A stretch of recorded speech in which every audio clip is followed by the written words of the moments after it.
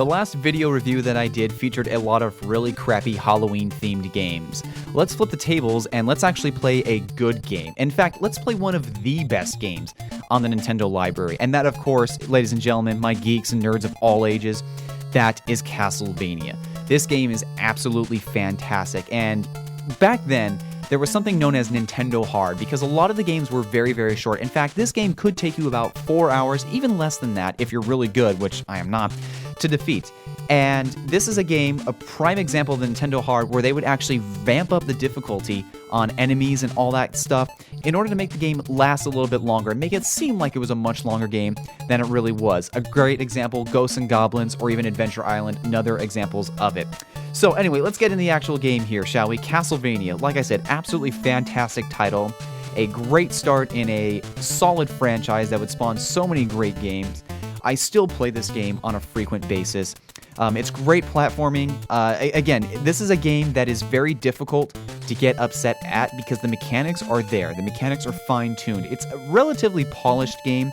There are a couple of elements that I do not appreciate on this. For instance, the confusion of the hearts versus health, that is one thing. And I talked about that a little bit in the article that I wrote for Geek Legacy.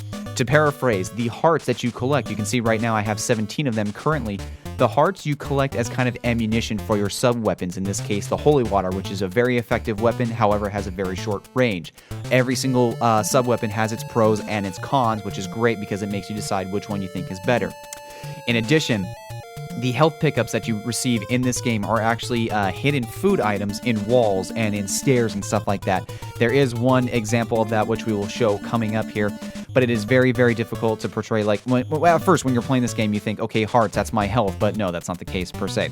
We also just showed a little kickback, or a knockback, as the game developers have called it. There should be another one coming up here soon.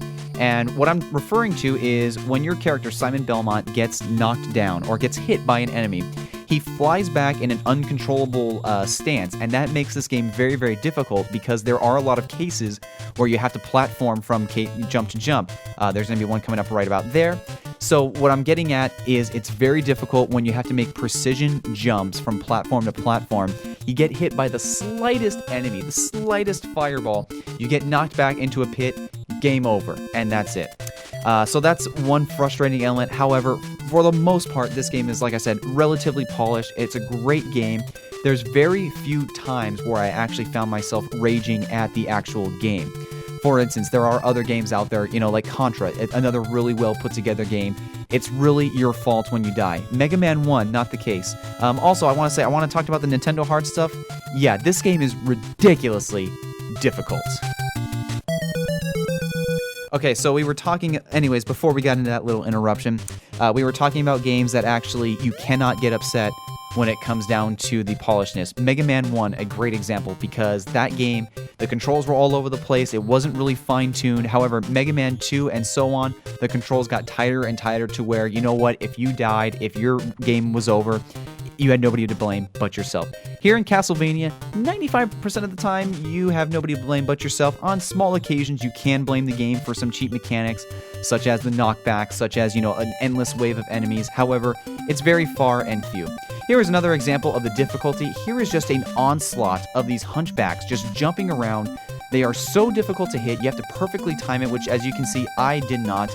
Ironically, I did cut out the footage of me just kicking total arse on these guys, but I put in this just to show as a great example. You know, my health is going down. I still have another ways to go before I reach the end boss, which is right here, at least for this stage, I should say. This is Igor. This is the Frankenstein monster. I played this level for at least 3 hours, and I could not beat it. Unbelievable. There's also 2 more bosses. We have Death on the left, Dracula on the right. Death is actually much stronger than Dracula. Go figure. The Grim Reaper is taking answers from Dracula. I don't really understand how that one worked out. But anyway, aside from what I'm complaining about, aside from my ineptitude as a gamer here, Castlevania is one of the greatest games in the NES library. Fantastic title. I recommend everybody check it out. That's all the time we have for you here on the Retro Review with Stephen Janes. Be sure to check out Geek Legacy at geeklegacy.com. Be sure to follow them on Facebook. Be sure to follow them on Twitter. And as always, geeks, please, game on.